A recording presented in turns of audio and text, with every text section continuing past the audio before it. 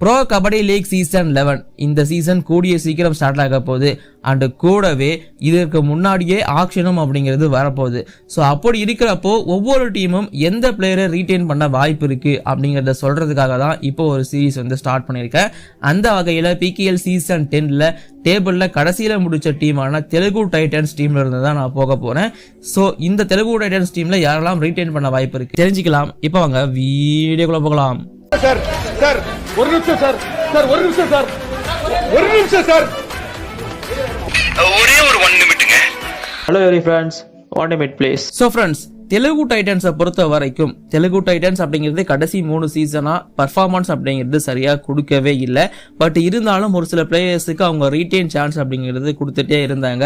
ரஜினிஷ் மாதிரியான பிளேயர்ஸ், பர்வேஷ் பெயின்ஸ்வால் மாதிரியான பிளேயர்ஸுக்கெல்லாம் அது அடங்கும். ஸோ அப்படி இருக்கிறப்போ இப்போ தெலுங்கு டைட்டன்ஸோட பர்ஃபார்மன்ஸ் ரொம்ப ரொம்ப மோசமாக தான் இருந்திருக்கு. ஸோ அவங்க பர்ஃபார்மன்ஸை வச்சு ரீட்டைன் பண்ணணும் அப்படின்னா யாரையுமே ரீட்டைன் பண்ண முடியாது அப்படிங்கிறது தான் உண்மை. அதுக்காக ஒட்டுமொத்தமாக கலைச்சிருவாங்களா, யாரையுமே ரீட்டைன் பண்ண மாட்டாங்களான்னு கேட்டிங்கன்னா அதற்கும் கொஞ்சம் வாய்ப்பு இருக்கு.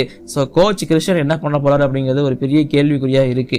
பட் என்னோட ஒப்பீனியன் படி இதுல இருந்தும் ஒரு சில யங்ஸ்டர்ஸை ரீட்டைன் பண்ண வாய்ப்பு இருக்கு. அண்டு நானால இருந்தா இந்த பிளேயர்ஸ் எல்லாம் செலெக்ஷன் பண்ணுவேன் அப்படிங்கிற மாதிரி தான் இந்த வீடியோ நான் மேக் பண்ணியிருக்கேன். ஸோ ஒவ்வொரு பிளேயராக நான் சொல்கிறேன், மேபி அவங்களோட பர்ஃபார்மன்ஸ் இந்த சீசன் இன்னும் கொஞ்சம் பெட்டராக ஆகியிருக்கலாம். பிகேஎல் சீசன் 10ல நல்லா பண்ணாங்க, இதை விட சூப்பராக பண்ணலாம் அப்படிங்கிற மாதிரி தான் இது இருக்க போது நான் அதை கன்ஃபார்ம் பண்ணிக்கிறேன். ஸோ ஃபர்ஸ்ட் அன்டவுட்லி நம்ம தமிழகத்தை சேர்ந்த சஞ்சீவிஎஸ் ஒரு ஆல்ரவுண்டராக இக்கட்டான சமயத்தில் டூ ஆர் டை ரைட் போகணுமா. ஸோ சஞ்சீவி அம்சிங்கன்னா பாயிண்ட் எடுத்துகிட்டு வருவார். அது மட்டும் இல்லாமல் டேக்கல்லையுமே கான்ட்ரிபியூட் பண்ணியிருக்காரு, ரைடிங்கில் நல்லா கான்ட்ரிபியூட் பண்ணியிருக்காரு. ஸோ இந்த மாதிரி சஞ்சீவிஎஸோட ஆல்ரவுண்ட் பர்ஃபார்மன்ஸ் அந்த டீமுக்கு கண்டிப்பா ஒரு நல்ல ஹெல்ப்ஃபுல்லா இருக்கும். ஸோ அதனால சஞ்சீவிஎஸ் ரீட்டைன் பண்ணா நல்லா இருக்கும்.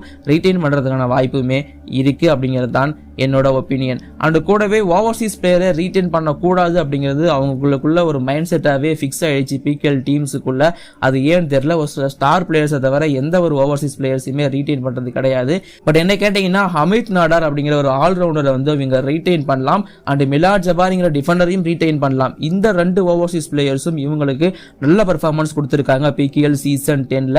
ஸோ என்னோட சாய்ஸ் பார்த்தீங்கன்னா கண்டிப்பா அமித் நாடாரை நான் ரீட்டைன் பண்ணுவேன். இந்த 2 பேர்ல ஒருத்தர் பண்ணணும் அப்படின்னா ஏன் அப்படின்னு கேட்டீங்கன்னா அமித் நாடாரோட ஆல்ரவுண்ட் பர்ஃபார்மன்ஸ் இந்த டீமுக்கு நல்ல ஹெல்ப்ஃபுல்லா இருக்குங்கிறது என்னோட ஒப்பீனியன். அண்ட் கூடவே இப்போ அவரோட பர்ஃபார்மன்ஸ் இன்னும் சூப்பரா இருக்கு. அண்ட் மிலாட் ஜபாரியும் நல்ல ஒரு டிஃபெண்டர் தான், நல்ல பர்ஃபார்மன்ஸ் கொடுத்திருக்காரு. முக்கியமா சூப்பர் டேக்கல நல்லா கான்ட்ரிபியூட் பண்ணியிருக்காரு. So Milad Jabbari also one option, அதையும் ஞாபகம் வச்சுக்கோங்க. அண்ட் இவங்கெல்லாம் இல்லாமல் ஓம்கர் பட்டேல் அப்படிங்கிற ஒரு யங்ஸ்டர். ஸோ இவர் ஒரு ரைடர். ஸோ இந்த ஓம்கர் பட்டேலை பெருசாக எஃபெக்டிவாக இவங்க தெலுங்கு டைட்டன்ஸ் யூஸ் பண்ணலை அப்படிங்கிறது தான் என்னோட ஒரு ஒப்பீனியனாக இருக்குது. அவரை ஒழுங்காக யூஸ் பண்ணியிருந்தாங்கன்னா இன்னுமே சூப்பராக இருந்திருக்கும். ஓம்கர் பட்டேலோட டொமஸ்டிக் ரெக்கார்டு இன்னுமே சூப்பராக இருக்குது பிகேஎல்லை விட. அப்படிங்கும் போது அந்த அளவுக்கு அவருக்கு சான்சஸ் கொடுத்து அவரை யூஸ் பண்ணியிருந்தாங்கன்னா இன்னும் எஃபெக்ட்ஃபுல்லாக இருந்திருக்கும். அண்ட் யூஸ் பண்ண ஒரு சில போட்டிகளை பவன் ஷெராவத்தை விட சூப்பர் பர்ஃபார்மன்ஸ் கொடுத்துருக்காரு. பவன் ஷெராவத்தை விட நான் சொல்ல காரணம் கொஞ்சம் நல்ல பர்ஃபார்மன்ஸ் கொடுத்த பிளேயராக இருக்காரு ஓம்கர் பட்டேல். இந்த டீமை பொறுத்த வரைக்கும் அவரையும் ரீட்டைன் பண்ணா நல்லா இருக்கும். தெலுங்கு டைட்டன்ஸ் பர்வேஷை ரீட்டைன் பண்ண மாட்டாங்கன்னு தெரியும். பட் பர்வேஷ் ஒரு சாம்பியன் பிளேயர், அவரை பண்ண மாட்டாங்க. அவருக்கு சான்சஸ் அப்படிங்கிறதும் பிகேஎல் சீசன்ல ரொம்ப கம்மியாக தான் கொடுக்கப்பட்டது. ஸோ அவர் கண்டிப்பாக ரிலீஸ் பண்ணதா வாய்ப்பு ரொம்ப அதிகமாக இருக்கு.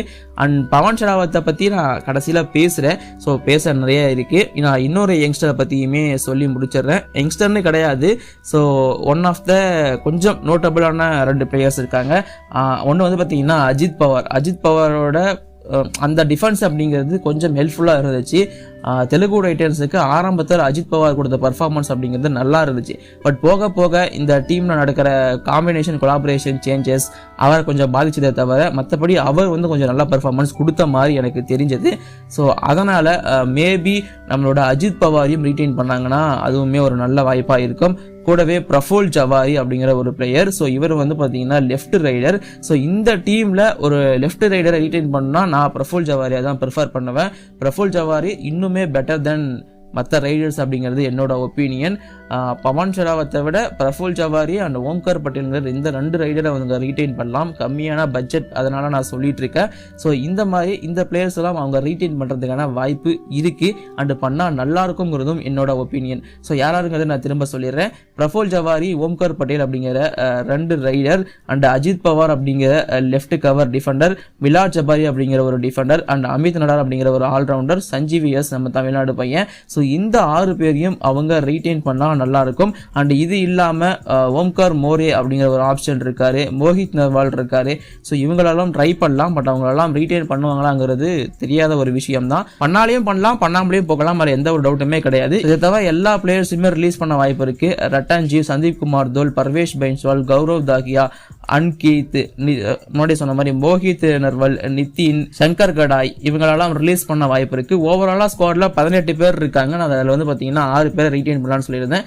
12 பேரை ரிலீஸ் பண்ண வாய்ப்பு இருக்கு. ரிலீஸ் பண்ற லிஸ்ட்ல 11 பேரை சொல்லிட்டேன். அந்த ஒரு ஆள் பேலன்ஸ் இருக்குல்ல, அது யாருன்னா பவன் ஷெராவத் தான். ப்ரோ பவன் ஷெராவத்தை ஏன் ப்ரோ ரிலீஸ் பண்ணும் தெலுங்கு டைட்டன்ஸ் அப்படின்னு கேட்கறவங்களும் இருப்பீங்க. பவன் ஷெராவத்தை கண்டிப்பா தெலுங்கு டைட்டன்ஸ் ரிலீஸ் பண்ணணும்னு சொல்றவங்களும் இருப்பாங்க. தெலுங்கு டைட்டன்ஸோட இந்த இயர் ஃபெயிலியருக்கு, இதற்கு முன்னாடி எப்படியோ தெரியல, இந்த இயர் ஃபெயிலியருக்கு பவன் ஷெராவத் 50% ரீசன் நான் சொல்லுவேன். பவன் ஷெராவத் மேல ஃபுல் கான்சன்ட்ரேஷனையும் போட்டு டிஃபென்ஸ்ல கொஞ்சம் கோட்டா விட்டாங்க. அண்ட் பவன் ஷெராவத்துக்கு பேக்கப் ரைடர்ஸ் எடுக்கிறதுலையும் கோட்டா விட்டாங்க. இந்த ராபின் சௌத்ரி, ஓம்கார் பட்டேல் மாதிரியான பிளேயர்ஸ் எல்லாம் நம்பி போனாலும் பவன் ஷெராவத் தான் அங்க மெயினா தெரிஞ்சிருந்தாரு. பவன் ஷெராவத்துக்கு அதிக வாய்ப்புகள் கம்பேர் டு அதர்ஸ் கொடுக்கப்பட்டிருந்துச்சு. இதுவே ஒரு சில பிரச்சனையா அமைஞ்சிருந்துச்சு.